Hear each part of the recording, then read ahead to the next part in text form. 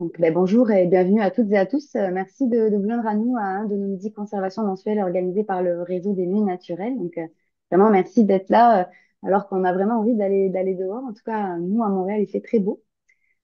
Pour ceux et celles pour qui c'est la première fois avec nous, mais sachez que votre micro et votre caméra sont désactivés par défaut afin d'assurer une présentation assez fluide et agréable pour tout le monde. Tout au long de la présentation, vous pouvez poser vos questions en les écrivant dans la boîte questions et réponses en dessous de votre écran. Et à la fin, vous aurez aussi l'occasion de vous signaler si vous souhaitez poser votre question de vive voix. Donc, ainsi, vous aurez le choix. Sachez qu'à la fin de la période de questions-commentaires, il y aura un tirage au sort pour gagner le livre Les insolences d'un écologiste 2.0, qui est juste ici. C'est un essai vraiment percutant sur les grands enjeux environnementaux contemporains. Ce livre a été créé et vous est offert généreusement pour cette occasion par notre panéliste d'aujourd'hui, Monsieur Stéphane Gingras. Donc, géographe et géomorphologue, Monsieur Gingras est diplômé en géographie physique de l'Université de Québec de Trois-Rivières et titulaire d'une maîtrise en géographie et sciences de l'environnement de l'Université de Québec à Montréal.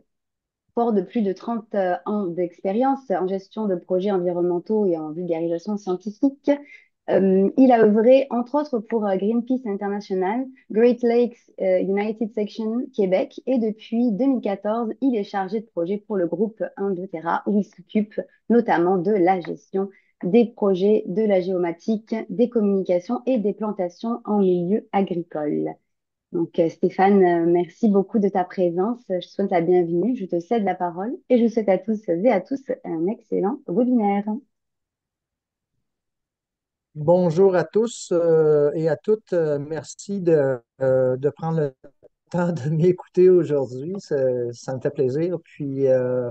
En fait, aujourd'hui, je vais vous parler du travail qu'on fait en Bioterra depuis plusieurs années dans le sud-ouest du Québec. Dans un deuxième temps, je vais vous parler un peu de mon livre, mais rapidement. Puis, à la fin, on aura la chance là, d'échanger. Donc, je vais partager mon écran sans plus attendre.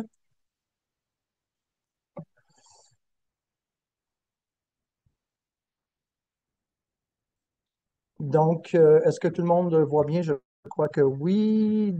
C'est ça. Donc, en Bioterra, on est un organisme à but non lucratif avec un statut charitable et notre mission, c'est la protection de la biodiversité et de la nature en général, surtout les espèces en péril. On a une particularité, c'est qu'on travaille sur les poissons et les rivières depuis plusieurs années, toutes les rivières dans le sud du Québec, dont la rivière Châteauguay. Donc, la présentation aujourd'hui, ça va être un portrait de la première rivière sur laquelle on a travaillé, qui est la rivière des Anglais. Vous allez voir, je vais vous montrer une carte tout à l'heure.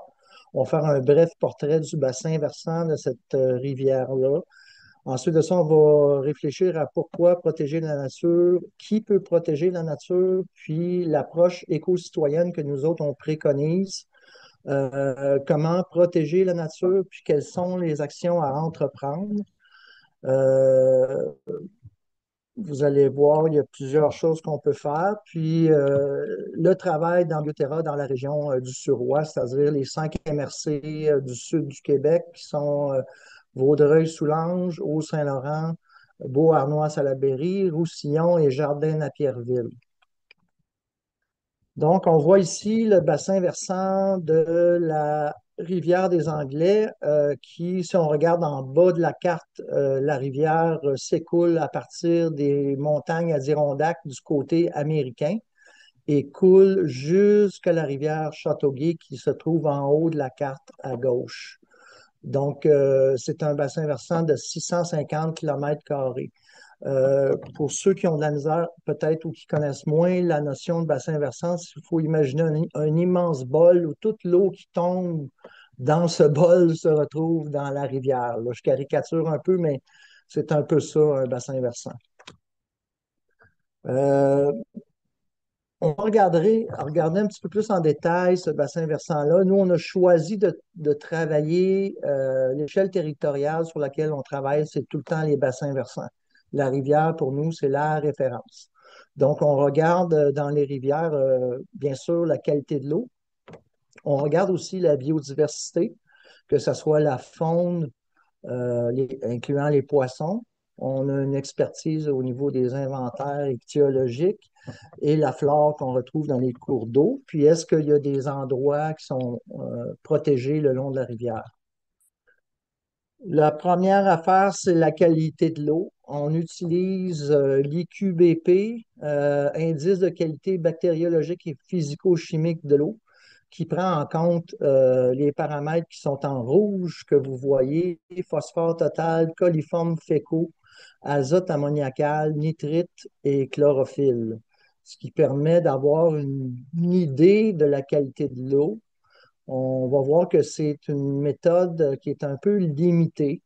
Euh, Pas suffisamment d'échantillonnage, pas suffisamment de stations d'échantillonnage. Puis, depuis quelques années, ce sont les organismes de bassin versant qui collectent les échantillons, mais le gouvernement ne fait plus l'analyse des données recueillies. Les OBV, les citoyens doivent faire les calculs pour obtenir des résultats sur la qualité de l'eau. Les paramètres utilisés sont un peu trop anthropocentriques. Les bactéries, par exemple, les coliformes fécaux, n'affectent en rien les poissons qui sont des animaux à sang froid. Donc, on mesure des paramètres, mais ce n'est pas nécessairement pour les poissons. Euh, Ça donne ça au niveau graphique. Vous avez ici 10 ans d'échantillonnage avec deux stations, une station en aval et une station en amont. La station en amont, c'est celle d'en haut où on voit que la qualité de l'eau se trouve toujours dans qualité A ou B. Puis la station en aval, on voit qu'il y a une dégradation importante là, qui se maintient tout le temps. Donc, on est dans le D et le E. Ça, c'est un indice, donc c'est une accumulation des 6 paramètres là, que je vous ai donné tantôt là, avec un système d'analyse multicritères. Donc, c'est ça. La vraie façon scientifique, si on voulait vraiment suivre la qualité d'eau des rivières au Québec, là, ça serait avec les appareils qui existent actuellement, qui sont très simples, qu'on installe dans la rivière, puis qui ont un petit ordinateur qui permet d'émettre les données par Internet, puis d'envoyer ça sur ton ordinateur. Tu peux t'asseoir à la maison, puis tu reçois les données, puis c'est pris en continu. Puis là, ça pourrait être intéressant parce qu'il y a plusieurs euh, choses là, qui ont beaucoup plus d'impact là, au niveau des paramètres là, sur les poissons que qu'est-ce qu'on fait actuellement. Donc, la question, c'est pourquoi on ne fait pas cette méthode-là? Ben, je ne sais pas trop, mais en tout cas, les poissons ne semblent pas très importants pour le gouvernement du Québec, à part ceux qui servent à la pêche. Voici un peu le résultat de tous les inventaires qu'on a fait au cours des années dans la rivière des Anglais. On a trouvé 36 espèces de poissons qui font partie de 8 familles différentes, dont 7 espèces menacées. Ça donne ça sur la carte. Vous voyez que on a du bec de lièvre, on a du mené tête rose, la lamproie du nord. On n'en a pas trouvé dans la carte, dans la rivière des Anglais, on en a trouvé seulement dans la rivière Trout, qui est un petit peu plus loin vers l'ouest. Du fouille roche-gris, dard de sable, chafou des rapides, puis l'anguille d'Amérique. On a de l'anguille dans la rivière des Anglais. L'anguille a changé de statut dernièrement, là. Je pense qu'elle est passée de vulnérable à menacée ou est en cours de révision. Ça, c'est la carte du fouille roche-gris, les occurrences de fouille roche-gris, qui est notre petit poisson qu'on suit depuis des années, puis qui est une espèce qu'on appelle sentinelle. C'est-à-dire que ça nous permet de déterminer que le cours d'eau est en bonne santé. Quand il est présent, le fouille roche, puis on voit que quand la rivière arrive des montagnes, est en très bon état. C'est quand elle arrive dans la plaine agricole que là, elle commence à se dégrader. Quelques familles de poissons, là, juste pour que vous voyez qu'il y a vraiment beaucoup de diversité dans nos rivières. Euh, Ça, c'est ce que les gens appellent souvent mais c'est des castotomidés, là, c'est des suceurs de fond. On voit que leur bouche leur permet de manger des insectes, des larves, toutes sortes de choses dans le fond de la rivière. Ça, c'est la même famille, mais c'est le meunier noir. Ça, vous connaissez ça pour ceux et celles qui pêchent, l'achigan. Les percidés, ça, c'est le fouille-roche zébré, famille des percidés, de la perche chaude, autrement dit. On a trouvé de la lotte aussi dans la rivière des Anglais. Les épinoches, il y en a plusieurs sortes parce qu'ils ont, dépendamment de leur sorte, ils ont des épines sur le dos. Celui-là, c'est un épinoche à 5 épines, mais il y a des épinoches à 3 épines. Donc, c'est ça. C'est le chaufou des rapides, aussi la barbotte des rapides que les gens appellent, qui est une espèce assez rare, qui vit justement, comme son nom l'indique, dans les rapides. Elle est menacée parce qu'on n'en trouve plus beaucoup au Québec. Le menet à tête rose aussi, la famille des cyprinidés qui est menacée de disparition. Et le fameux fouille roche gris qui est un tout petit poisson qui a besoin de certaines conditions. Euh, je vous ai mis une petite définition rapide là, de ce que c'est une espèce sentinelle. Donc, c'est ça, c'est un poisson qui est susceptible il est intolérant à la pollution, donc il est susceptible de disparaître si la rivière est contaminée. Bon, on va voir qu'elle n'est pas nécessairement contaminée, contrairement à ce que les gens pensent, par des fertilisants ou des pesticides, mais bien par des particules de sol qui se retrouvent dans la rivière. Lui, je vous l'ai mis, c'est pas un poisson, mais c'est parce que je le trouvais trop joli. Fait que le necture à tacheter qu'on a trouvé dans la rivière des Anglais aussi. C'est quoi les menaces pour les poissons dans la rivière des Anglais? C'est là qu'on arrive à discuter de différents enjeux. L'érosion, l'envasement, l'absence de bandes riveraines qui va provoquer une augmentation de la température de l'eau puis de grands apports en sédiments dans le cours d'eau. L'eutrophisation, c'est-à-dire, c'est un bien grand mot, mais c'est quand on met des fertilisants dans l'eau, on va se retrouver avec un problème d'algues et de plantes aquatiques. L'eutrophisation, c'est un processus naturel. C'est un peu comme les changements climatiques. Ça se passe sur des milliers d'années. Sauf que nous, quand on ajoute des fertilisants dans un cours d'eau, on se trouve à accélérer les processus d'eutrophisation, comme on le fait avec le CO2 qu'on met dans l'atmosphère. Contamination de l'eau par toxicité aiguë, là, je parle de pesticides, ça peut parfois arriver, mais il y a aussi les fosses septiques puis l'épandage de fumier pour fertiliser les terres agricoles. Fait que l'érosion des berges, ça donne ça en photo. Ça, c'est une photo de la rivière des Anglais. Qu'on voit qu'il y a une grande descente de terre vers le cours d'eau. Lorsque les particules, mettons, il y a une forte pluie, les particules de sol se retrouvent dans le cours d'eau, euh, il y a de l'oxygène dans l'eau. Cet oxygène-là sert pour les poissons pour qu'ils puissent respirer.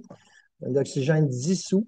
Mais cet oxygène-là est mobilisé, si on veut, pour attaquer les particules de sol, ce qui fait en sorte que le taux d'oxygène dans le cours d'eau descend drastiquement, ce qui peut, si c'est une pluie soudaine, occasionner de la mortalité de poissons, parce qu'on parle là de toxicité aiguë. Ou ce qui va se passer la plupart du temps, c'est que les poissons vont fuir la zone où il n'y a plus d'oxygène à respirer. Donc, l'érosion, je vous dirais, c'est un des principaux problèmes là, pour le fouille roche gris, entre autres, et pour d'autres espèces de poissons plus sensibles. On voit ici là, les différents types d'érosion. Je ne rentrerai pas là-dedans, mais c'est juste vous faire remarquer celui-là qu'on a vu sur la photo précédente, c'est le creep qui fait des petites vagues puis qui descend tranquillement.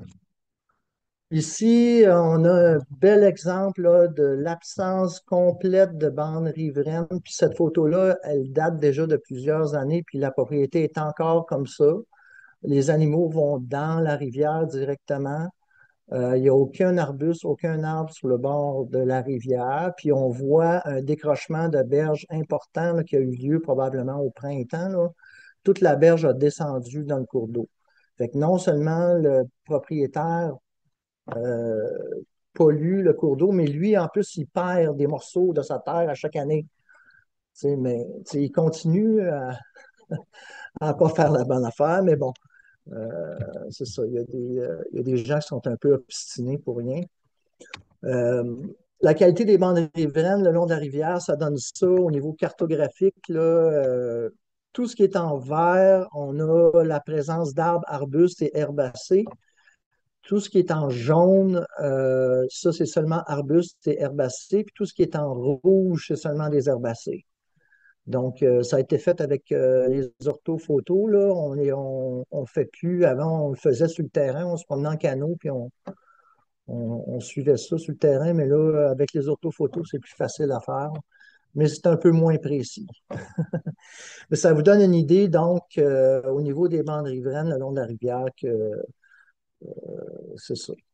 La bande riveraine, tu sais, la vie au bord de l'eau, là, je vous ai mis un poster du Rappel, qui est un vieil organisme qui travaille depuis très longtemps sur ces questions-là.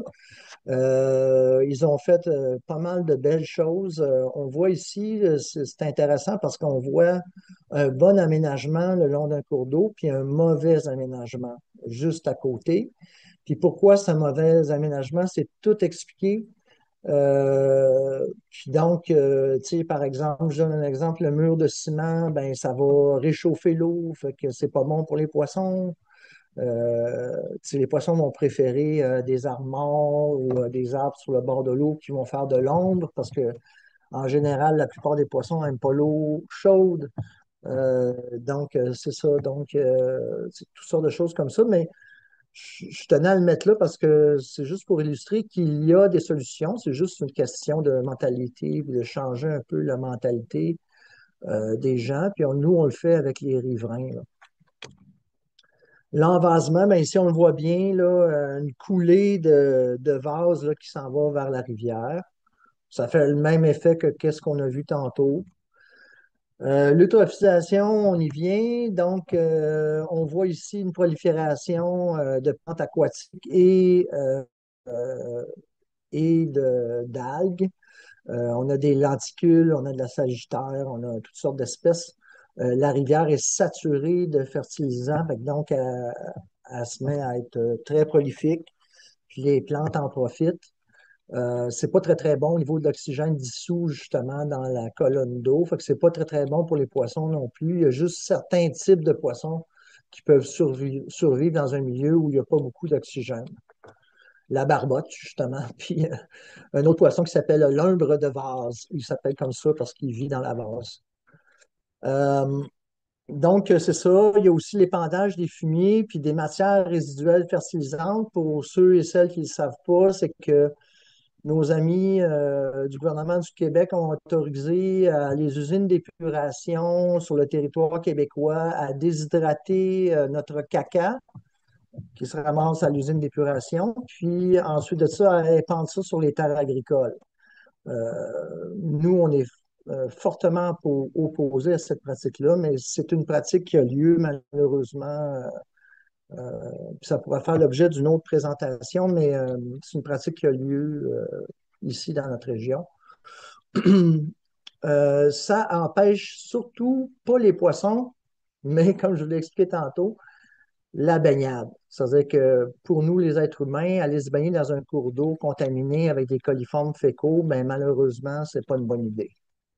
Installation septique non conforme qui coule directement dans la rivière, c'est la même chose. Donc, là, je vous ai fait un portrait un peu là, de l'état de la rivière, puis où est-ce qu'on en est avec ça. Puis là, ben, je vais vous parler un peu plus là, de comment on aborde ça, puis c'est quoi notre approche. Nous, on pense que tous les citoyens et citoyennes qui habitent le territoire peuvent protéger la nature et les milieux naturels à leur échelle. La personne la mieux placée pour protéger la nature est le propriétaire du terrain où se trouvent les milieux naturels. Ça, c'est nos deux motus vivendi depuis des années. Parce que ici, premièrement, dans notre région, c'est toutes des terres privées. C'est des personnes qui sont propriétaires des terrains. Fait que notre job à nous autres, c'est de convaincre ces personnes-là de faire la bonne affaire. Si je fais un résumé là, rapide là, de ce qu'on fait depuis quelques années. Pourquoi protéger la nature? Ben, ça, vous connaissez pas mal tout ça. Raisons écologiques, économiques, morales, sentimentales et esthétiques. Aussi parce que je vais passer vite là-dessus, mais tu sais, vous savez, vous connaissez les biens services écologiques rendus par la nature. Si on parle de milieu humide, filtration naturelle de l'eau, approvisionnement en eau, régularisation des niveaux d'eau, production alimentaire, activités récréotouristiques, etc., etc. Euh, donc, la protection des écosystèmes représente un retour sur investissement de 25 à 100 grâce aux services naturels qui se dégagent de ces milieux naturels-là. Comment protéger la nature? Ben, il existe une multitude de façons de faire ça, mais pour les propriétaires, c'est de protéger les milieux naturels qui sont sur leur propriété. Changer certaines des habitudes de vie qui parfois sont pas très bonnes. Utiliser la marche au lieu d'un véhicule motorisé, par exemple, pour se promener sur son terrain. Éviter de cueillir, d'endommager des plantes, des arbres, surtout au printemps. Éviter d'utiliser des pesticides, fertilisants chimiques sur votre propriété. Puis s'assurer de la conformité de nos installations septiques. Là, comme citoyens ici dans notre région, c'est toutes des installations septiques presque, à moins que vous soyez dans un village. Quelles sont les actions qu'on peut entreprendre aussi? C'est devenir un observateur de la faune et de la flore sur son propre terrain, se procurer des guides pour identifier les espèces, identifier les milieux naturels qu'il y a sur votre terrain, faire appel à nous pour faire un diagnostic environnemental, savoir quelles sont les actions ou inactions nécessaires à la préservation de la biodiversité, puis demander d'être accompagné par des ONG comme vous autres, là. Il y en a plusieurs qui travaillent un petit peu partout au Québec. Les actions dans Bioterra à l'échelle de votre propriété, c'est qu'on vous accompagne comme propriétaire. On vient chez vous faire un diagnostic environnemental, ce qui veut dire qu'on fait les inventaires forestiers, caractérisation des milieux humides, inventaire ichtyologique, inventaire d'oiseaux, inventaire de chauves-souris. On fait le whole shebang, comme on dit. On met tout ça dans le cahier du propriétaire, puis on lui fait des recommandations sur comment protéger tout ça. Euh, c'est adapté à chaque espèce. Mettons qu'on trouve des chauves-souris, ben, on va voir qu'est-ce qu'on peut faire. Si la personne, par exemple, veut faire sortir les chauves-souris de son toit, il y a des techniques, mais il faut avoir une alternative. Il faut qu'il y ait des maternités disponibles pour les femelles chauves-souris. Il y a un temps de l'année pour le faire. Donc, c'est ça qu'on fait. Nous, on accompagne les propriétaires pour qu'ils fassent la bonne affaire, sans nécessairement leur mettre des contraintes. Puis, on leur fait signer des ententes de gré à gré de protection, de conservation de leur propriété. C'est une déclaration d'intention. C'est la première en haut. Ça, on la fait signer à tous les propriétaires avec qui on travaille. C'est un engagement moral qui repose sur son honneur, pour lequel il manifeste le souhait de conserver les attraits naturels de sa propriété. Ça, chaque propriétaire qui reçoit un cahier, il a déjà signé l'entente avant de recevoir son cahier parce que ça coûte cher tout ça, puis on ne veut pas faire ça pour rien. Les aires protégées, rapidement, dans les MRC du Haut-Saint-Laurent, c'est pas dans les 5 MRC, là, il y en a peu. Celle qui est la plus connue, c'est la forêt des Muires, qui est une forêt ancienne là, qui a à peu près 250 ans, qui est située proche de Huntingdon. On voit le petit point vert là. Mais sinon, on a les T-Fields un peu en bas à gauche, qui sont des tourbières, qui sont, je pense, appartiennent à la CNC, à la Conservation de la nature du Canada. Puis sinon, vers la droite, là, proche de Saint-Pierre, ça, c'est la réserve du pin rigide. C'est une petite réserve où on retrouve une sorte de pin qu'on retrouve seulement à cet endroit-là au Québec. Fait que donc, si je résume les actions dans Bioterra, là, pour aller un petit peu plus rapidement, volet sensibilisation, éducation.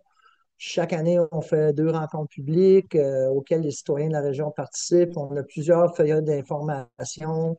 Vous irez voir sur notre page, notre site web, il y a un volet publication. Là, tous nos feuillets sont là.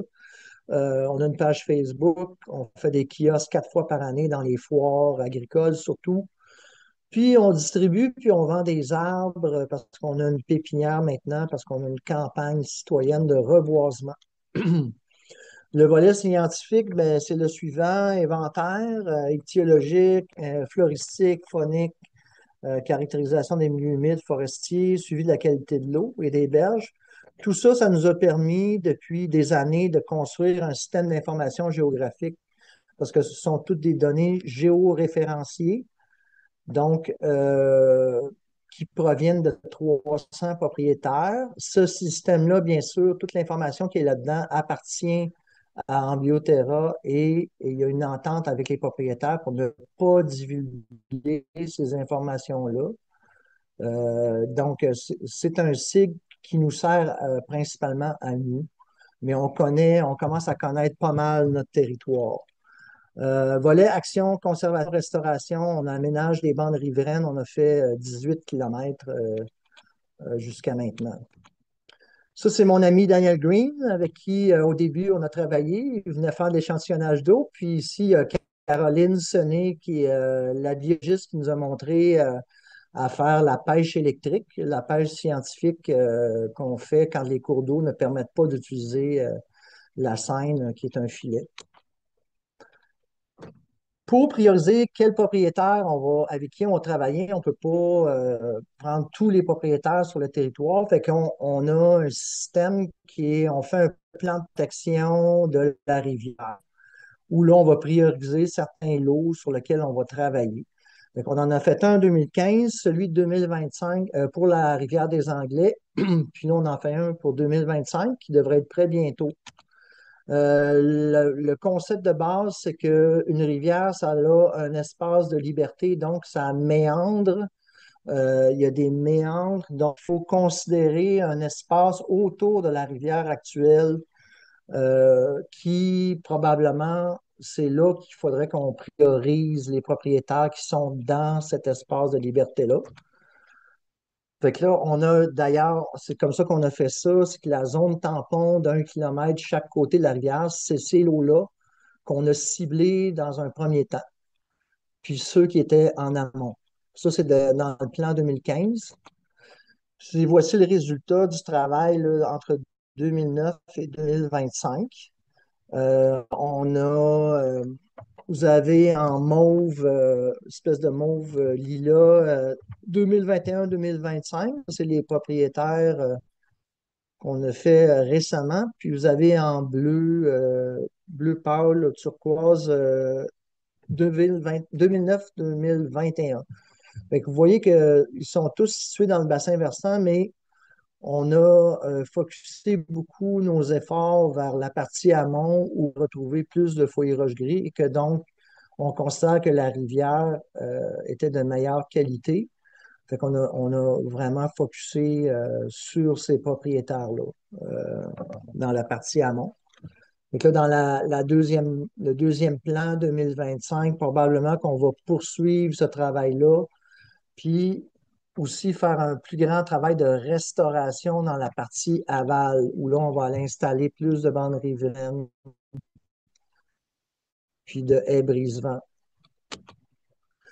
Donc, pour conclure, plus de 320 cahiers du propriétaire remis depuis 2009, dont une cinquantaine dans le bassin de la rivière des Anglais, 280 ententes de gré à gré signées avec les propriétaires pour un total de 5123 hectares sous entente, 18 km de bandes riveraines haies brise-vent implantées sur le territoire du Suroît en milieu agricole. Puis pour terminer, ben nous autres, c'est ça. On pense que nous croyons que les citoyens et citoyennes sont les meilleures personnes pour protéger la nature. Tout ce qu'il faut, c'est leur donner les outils, les bons outils, puis les accompagner. Puis ils vont faire les bons choix à ce moment-là. Nous, ça nous a conduit là maintenant, on a quelques servitudes de conservation sur lesquelles on est responsable. Puis on a aussi on a reçu un terrain don écologique, mais on poursuit les démarches aussi pour acquérir d'autres terrains. Fait qu'avant de poursuivre avec la deuxième partie de ma présentation, Je vous invite à la fin à poser vos questions sur Ambioterra. Puis je tiens à dire que là, cette partie-là, c'est moi, là, c'est Stéphane Gingras, ça n'a rien à voir avec Ambioterra. C'est ma propre initiative. Au début de la pandémie, j'ai décidé de commencer à écrire un livre. Donc, c'est ça. Je me suis auto-publié et j'ai engagé une éditrice professionnelle pour faire l'édition. Je la remercie d'ailleurs, c'est Daniline Dallaire. Puis, il y a aussi mon ami Yves Corriveau qui m'a beaucoup aidé, qui est fondateur du CQDE, puis qui travaille maintenant à Environnement Canada. Puis, mon ami Stéphane Gayson aussi qui a révisé la syntaxe puis l'écriture. Et donc, c'est ça, c'est parti d'une idée parce que pour ceux et celles qui ne le connaissent pas, Michel Jourdan est un penseur écologiste québécois des années 80-90, a écrit Les insolences d'un écologiste, la version 1.0, en 1981, publié chez Boréal. Puis moi, j'ai ce livre-là à la maison. Là, j'ai relu ça en me demandant, en me posant la question, est-ce que Michel avait raison dans ce qu'il dit, puis est-ce qu'il a encore raison? Fait que donc, je me suis aperçu que Michel avait encore raison. Mais il y avait des petites différences. C'est qu'il y a 24 ans, on nous a proposé le concept de développement durable. Moi, je m'en rappelle, j'étais là quand le rapport Brundtland a été publié. Puis on avait tous espoir que les choses allaient changer, s'améliorer. Puis malheureusement, mon analyse à moi, c'est que le concept de développement durable a été complètement perverti par la classe politique et économique. Donc, dans mon livre, j'en fais une analyse. Là, je vous donne juste des grands points. Là, je ne vous donne pas tous les points, mais j'essaye aussi de donner des points un petit peu plus positifs parce qu'à la fin du livre, je parle de choses qu'on pourrait faire socialement puis aussi individuellement, comme se reconnecter à la nature. Tu sais, on pourrait envisager, par exemple, dans une ville comme Montréal, que tout le monde ait son potager sur le toit, puis que tout le monde se réapproprie la production de nourriture. On pourrait avoir des potagers dans les cours d'école. Les enfants pourraient aussi réapprendre à produire leur propre nourriture. Je pense que ce serait une bonne façon de se reconnecter avec la nature, parce que là, notre problème, c'est qu'on est déconnecté complètement, là. Euh, Réduire substantiellement notre consommation de matériaux vierges et d'énergie, selon les scientifiques, on parle de 50%.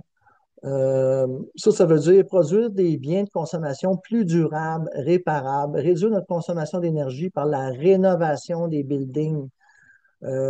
Si on créait des emplois partout au Canada, dans toutes les villes, villages où là, on rénove tous les buildings, qu'on arrête de gaspiller l'énergie comme on le fait actuellement dans une ville comme Montréal, où la plupart des buildings sont mal isolés et qu'on perd beaucoup d'énergie. Ben là, il y a le concept de négawatt, qui est un vieux concept qui est allé récupérer toutes ces watts d'énergie-là qu'on gaspille. Puis en plus, ça crée des emplois dans les villes. Surtout collaborer, travailler ensemble dans nos communautés, devenir indépendants en porte-à-faux avec la société actuelle, qui nous rend plus dépendants de la technologie et plus individualistes. Je pense que là, il faut renverser la vapeur. La technologie, même Michel Jourdan l'avait dit dans son livre à l'époque, c'est pas ça qui va nous permettre de nous en sortir. Il faut qu'on revoie un peu nos façons de faire.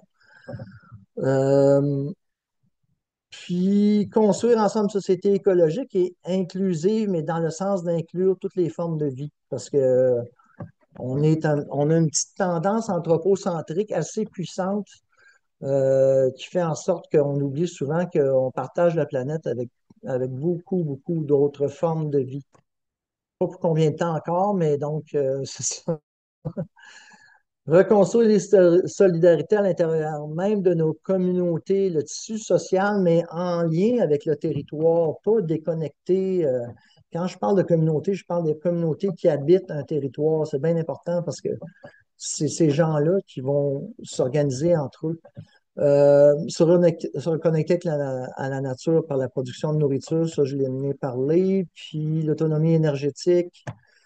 Remettre le bien commun au centre de nos préoccupations, mais le bien commun de l'ensemble de la biosphère. Fait que donc, c'est ça. Sur ça, arrêter de tout détruire pour le reconstruire à notre image. Je pense que ça, c'est un peu mes conclusions. Je terminerai par ça. Euh, Ne pas se fier aux apparences, ce n'est pas le chevreuil qui traverse la route, mais la route qui traverse la forêt. Hein? C'est ce qu'on a toujours tendance à penser, ah, le maudit chevreuil, il est sur la route. Non, mais c'est pas ça du tout. C'est nous autres qui avons mis une route dans son habitat. Donc, c'est ça. La parole est à vous. Puis, si vous avez des questions, puis ça va me faire plaisir d'y répondre. J'ai peut-être été un petit peu rapide. S'il y a des affaires que vous avez mal comprises, ça va me faire plaisir d'y répondre. Puis, si vous voulez vous procurer mon livre, ben, vous pouvez m'envoyer les sous par Interac sur ma- mon adresse qui apparaît à l'écran. Puis, je demande 30 en tout parce que c'est 5 pour l'expédition par la poste. Puis, le livre est 25 Donc, c'est ça. Je vous remercie beaucoup de m'avoir écouté. Merci, merci Stéphane pour cette belle présentation. Avant de passer à la période de questions-commentaires, je profite pour vous annoncer notre prochain midi conservation. Je vais juste repartager rapidement mon écran si vous le voulez bien. Voilà, donc notre prochaine midi conservation aura lieu le mercredi 25 juin. Nous accueillerons Conservation de la Nature Canada qui viendra nous présenter leur atlas des milieux champêtres, un nouvel outil pour favoriser la biodiversité en milieu agricole. On va vous mettre le lien dans le chat. Puis, pour rester à l'affût de nos prochaines rencontres, annonces, pardon, et pour ne rien manquer, je vous invite aussi à vous abonner à notre infolettre et aussi à nous suivre sur les réseaux sociaux. Nous allons vous mettre les liens dans le chat. Donc maintenant, nous allons passer à la période de questions. Je vais arrêter le partage de mon écran. Donc, je vous le rappelle, vous avez, comme mentionné au début, vous avez la possibilité soit d'écrire vos questions dans la boîte Q&R, soit vous manifester en levant la main, puis j'activerai votre micro pour que vous puissiez poser la question à l'oral. Alors, on a une première question de Louise Page qui demande quelle sorte d'arbustes retiennent le mieux les berges. Ouais, ben moi, j'ai mes champions là, avec les années, là, vu que je fais ça depuis longtemps. Je vous dirais, tu sais, comme par exemple, je suis un producteur agricole à Godmanchester. On a fait une bande riveraine de 350 mètres. Alors, on a utilisé principalement du chêne à gros fruits, mais ça aurait pu être du chêne bicolore. Ce sont des arbres qui font des racines pivotantes, qui descendent, une racine centrale qui descend très, très rapidement vers l'eau, puis qui font en sorte que ça tient, c'est extrêmement solide. Ça peut même résister à des embâcles une fois que l'arbre est rendu assez gros, c'est-à-dire la glace qui monterait sur le bord de la rivière. Fait qu'on a planté ça. Puis pour les arbustes, j'ai le physocarpe à feuilles d'aubier, qui est un arbuste qui fait un très beau système racinaire puis qui pousse très rapidement, qui fait des belles fleurs blanches et jaunes, je crois. Il y a deux couleurs. Donc, ça serait ça pour les arbres et arbustes. Là, c'est mes champions, ces deux-là. Merci Stéphane. J'ai aussi activé le chat si vous voulez mettre des petits commentaires, si vous êtes satisfait de la question. Passons à la question suivante. Elle nous vient de Eric Guerra-Grenier. Bonjour, mon OBV, qui s'appelle Ambrinor, j'imagine, envisage de s'attarder alors là, désolé, mais ichthyofaune, ichthyofaune dans certains de nos sous-bassins versants agricoles. Cela dit, l'eau y est 100% opaque dès les premiers 2-3 cm de profondeur. Quelle méthode d'inventaire est à privilégier dans un contexte où l'ichthyofaune risque d'être en très mauvais état? Alors déjà, est-ce que j'ai bien dit le mot ichthyofaune correctement, Stéphane? Ouais. C'est bon. En fait, on utilise plusieurs techniques de pêche, là. Je vais essayer de répondre, mais ça dépend du substrat dans le fond de la rivière. Tu sais, s'il n'y a pas trop de roches, on va pouvoir utiliser ce qu'on appelle une seine, qui est un filet qu'on opère en mettant un anneau dans son pied, puis en tenant l'autre anneau avec son bras, puis il y a une deuxième personne à l'autre bout, puis on décrit un demi-cercle, puis on ramasse les poissons. Mais faut pouvoir bouger la seine avec ton pied par terre. S'il y a des roches dans le fond, tu ne seras pas capable de. Donc là, ça dépend du substrat. Si c'est un substrat avec de la roche, là, on va utiliser la pêche électrique. Mais encore là, il y a un problème, c'est que le courant électrique dans un milieu qui est plein d'algues, de sédiments, tout ça, il passera pas bien. Et donc, là, ça se peut que ça ne fonctionne pas non plus. Mais sinon, dans l'eau profonde, on utilise ce qu'on appelle des filets maillants. Puis c'est. Nous, on n'aime pas ça, utiliser les filets maillants. On le fait quand on a des contrats avec Pêche Océan Canada, mais parce que ça tue les poissons. Fait que c'est contre-productif selon nous. Tandis que la seine et puis la pêcheuse électrique, on peut remettre les poissons à l'eau. On a un peu de mortalité, mais c'est vraiment très faible. Il y a plus de mortalité avec la seine, qui est un filet, qu'avec la pêche électrique. Merci pour Je ne sais pas cette si ça réponse. répond.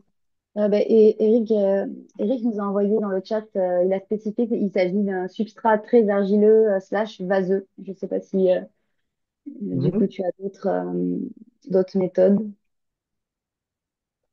Ouais, ben, c'est ça, mais ça dépend, tu sais, il y a aussi la question de dangerosité, là, tu sais, t'embarques dans l'eau avec tes waders, là, si, mettons, c'est de l'argile, bon, premièrement, ça va être très glissant, deuxièmement, des fois, tu peux avoir des surprises, là, il y a un trou, tu sais, si tu vois pas bien, la turbidité est pas bonne, c'est toutes des choses, là, quand on fait de la pêche électrique comme ça, ou de la pêche en général, premièrement, il y a des règles de santé et sécurité à suivre qui sont très importantes, là, parce que ça peut être très dangereux. On n'a jamais eu d'accident, nous, là, mais c'est ça.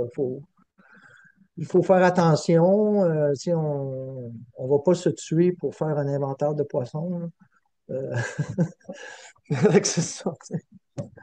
Mais je ne saurais pas te dire. Il faudrait que je le voie là, pour te dire si c'est possible ou pas là, de faire de la pêche là, dans ce milieu-là. Merci pour ces compléments de réponse. Puis bah, Eric nous dit qu'il risque de te contacter. Donc, parfait. On va passer à OK, la question oui, ben, il n'y a suivante. pas de problème. Oui. Merci. Qui me vient de Valérie Tifo, qui nous demande comment mesurez-vous l'apport en sédiments dans l'eau? Comment mesurez-vous la part? En sédiments Ouais, ben dans... c'est pour l'instant, on peut pas ben, ça serait la matière en suspension, là, mais on n'a pas actuellement là, de. C'est parce que, mettons, je donnais l'exemple tantôt d'un épisode de pluie forte. Tu sais, on n'est pas sur le terrain au moment où ça se produit pour aller voir, mesurer l'ampleur du problème. Tu sais. Fait que c'est ça. C'est toujours ça un peu. Puis comme on n'a pas d'appareillage en continu, puis c'est d'ailleurs, c'était un des caveats là, de ce que j'ai expliqué tantôt, c'est que les échantillons qu'on prélève dans la rivière, c'est ponctuel, je crois que c'est à l'automne puis au printemps, genre, là. 2 fois par année, 2 stations.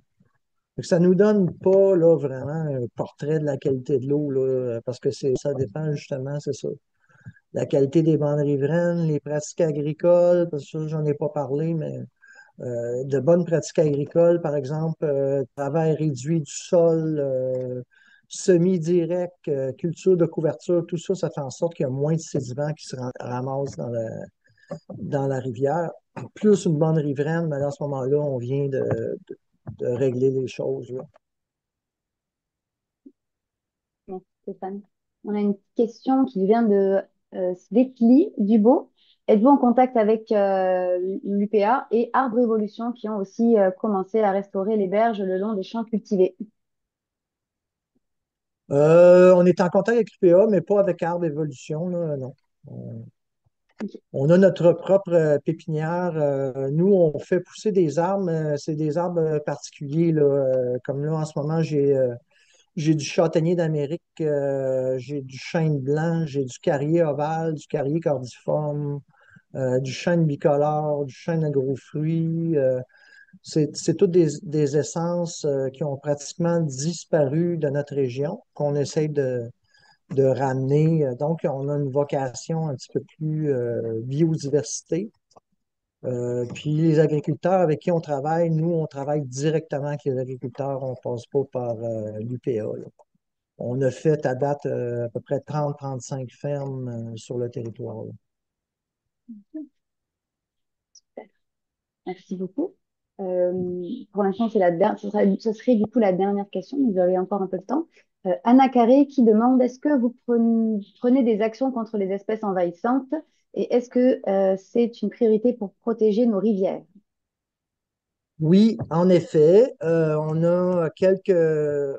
En fait, au niveau végétal, il y a trois plantes, dont une nouvelle sur laquelle on travaille.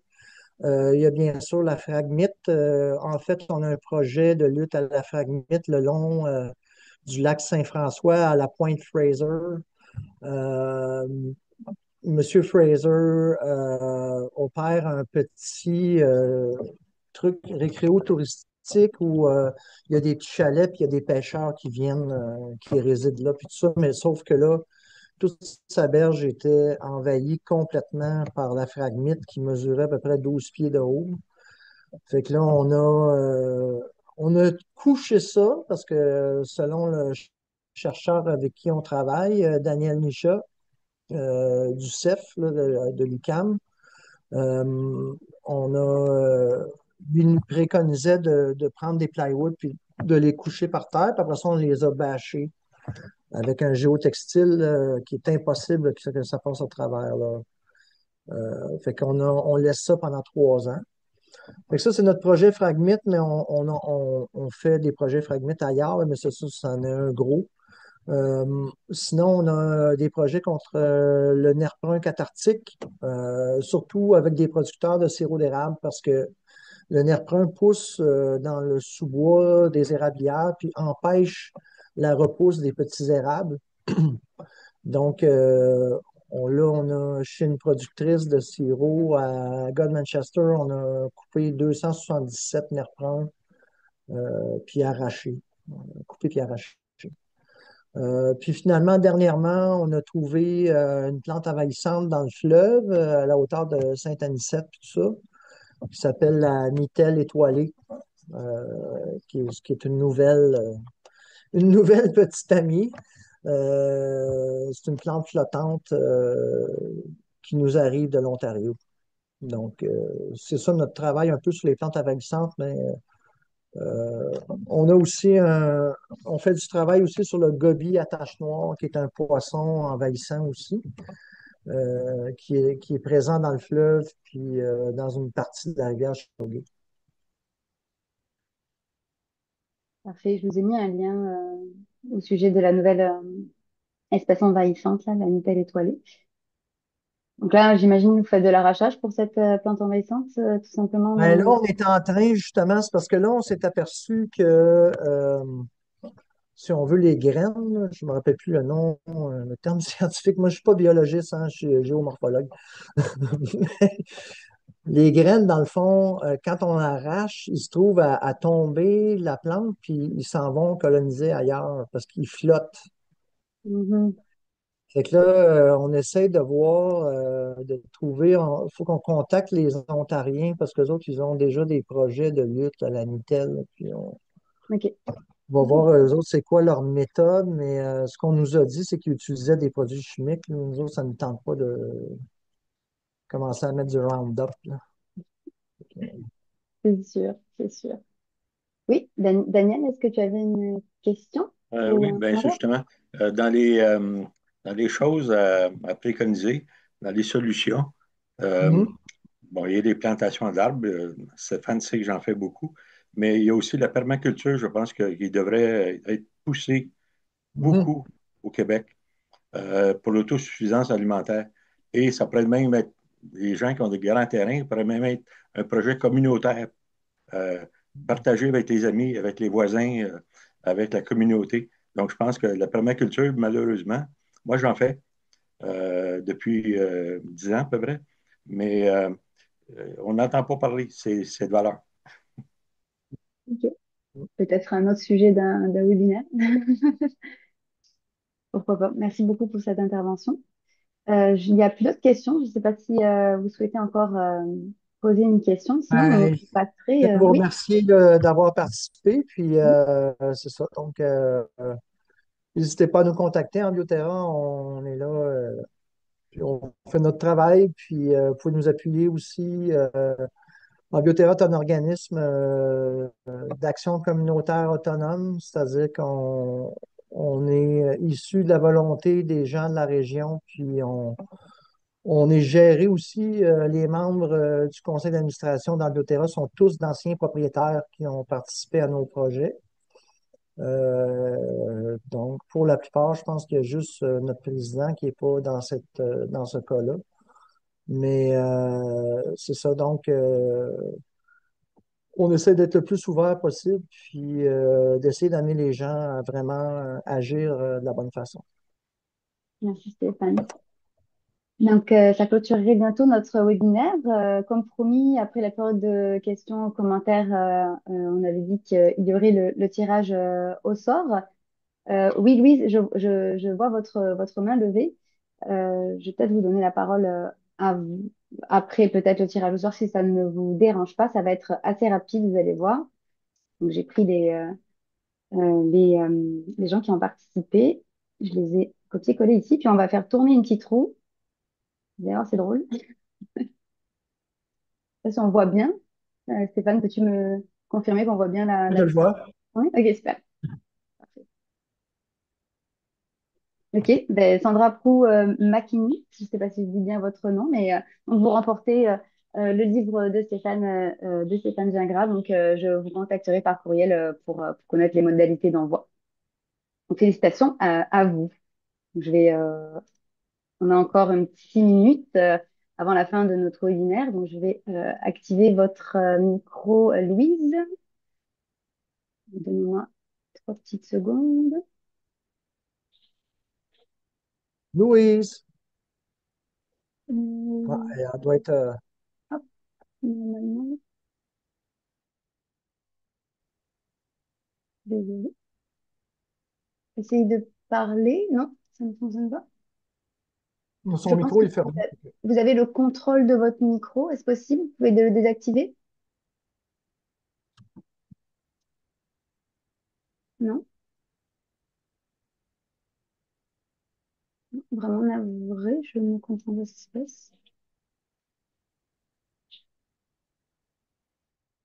Non, j'ai l'impression que c'est... Ah, allez-y.